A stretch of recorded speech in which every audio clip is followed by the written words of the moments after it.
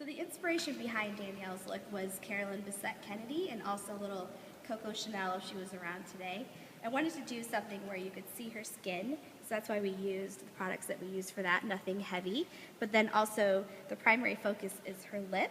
Her red lip is the star of the show, so we kept everything else pretty simple, but also wanted to make it a little bit girly and gave her a little bit flush on her cheek. So it's not so serious and so garish of a red lip. It's more of a modern twist on Coco or Carolyn Bessette.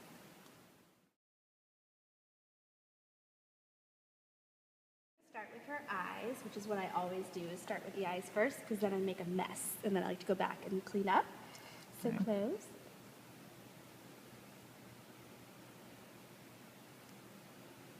And I'm just putting a paint pot first, just so the shadow has something to hold on to. Okay. And I'm using a stiff brush just to push it onto the eye.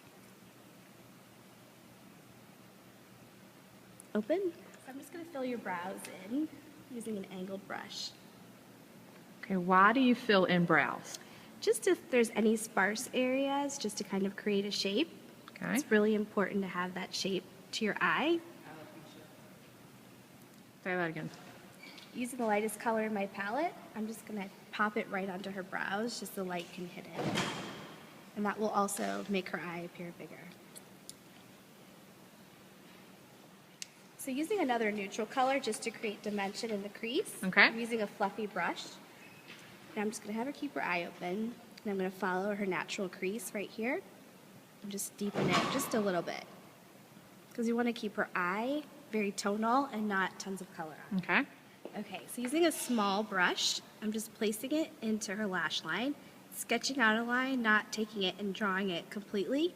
You can always go back and fill it in, but this is just to give you like a place to start. And this is going to make her lash line appear fuller. Open. Just go over that line I just did to blend it out and not make it look like a harsh line. And again, just to kind of smoke it up naturally. So is it a bad thing to have a harsh line? If it's not a bad thing in this particular look, we don't want a harsh line. Okay. So I'm going to have her look down. When you're doing your mascara, don't forget to start at the base of your lash. A lot of people start here and underneath, but actually if you grab from the top and twirl the wand, it'll grab it for you a little better and then it'll push your lashes up. Okay. Do you have a particular brand or is it any kind of And mascara? mascara is something that's very personal. You can Okay. try a ton. There's so many good drugstore ones out there, but also expensive ones. You just kind of have to play. Okay. So I'm just matching her skin tone. With concealer, you want to go a little bit lighter than your normal skin tone, and then in the summertime too, you need to know that you need to kind of change it back and forth with the season. So I'm going to mix actually two of these together with a brush. And while her eye cream is a little bit tacky, it's easier to get in there and blend it out. What does tacky mean? Not dried down completely, but not sopping wet either. Another tip is take your concealer around your nose area. Don't stop it just here. Everyone wants that Kardashian kind of concealed brightness look, and really it's kind of you to make a V right in here. So I'm just blending, taking two powders, blending the lighter one kind of all over, the darker one where the sun would hit her more. So you want to give her that sun-kissed look, but not too much of a bronzy look. A lot of times we go too orangey and too bronzy trying to look darker, when if you just place it a little bit more strategically, you'll have that darker appearance. Since she's Carolyn Bessette was not very bronzed. She was more of just a plain, beautiful skin New Yorker. I'm using a powder that's called Banana. It's a universally flattering powder. She can wear it, I can wear it, anyone can wear it. It's by Ben Nye. Usually you have to order this online, but a lot of makeup artists use this guy because it just blends everything down. It's going to set her concealer. And then if I make any mistakes around her lip with the red, it's going to help with that as well. Okay, so I'm using a peachy blush, and I'm just going to apply it on the apples of her cheek.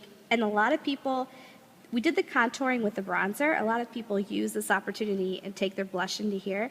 That's fine if that's the trend you're going for, but if you're going for a natural blush look, you just want to take your brush and tilt it and literally swipe down and a little bit up. This just gives you a flush look, almost as if you were embarrassed or got a little bit of sun. So you're really barely touching her face with that. Barely. Because I want it to look like it's a part of her skin and not like Bozo the Clown. Okay. So I'm starting with a lip pencil, and I'm just, again, going to sketch her lip color out, her lip line. So if I make any mistakes, I can go back in and correct it. I guess that's a big tip, is don't think you need to perfect it right away. And use a light touch.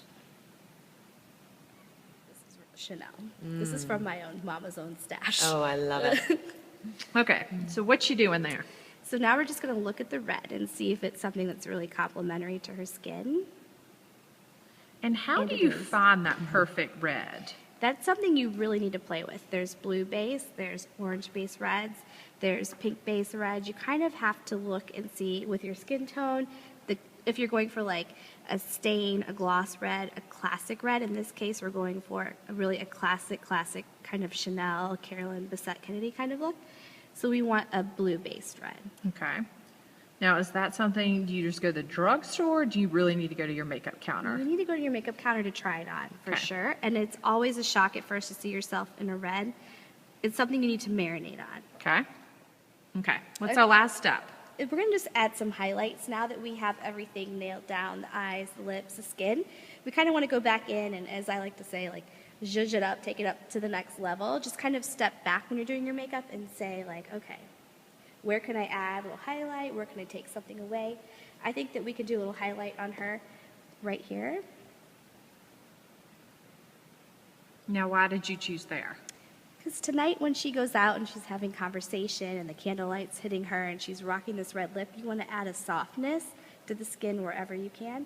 And also the texture. This is a creamy texture, whereas she has a powder underneath. All that kind of matters when you're playing with makeup.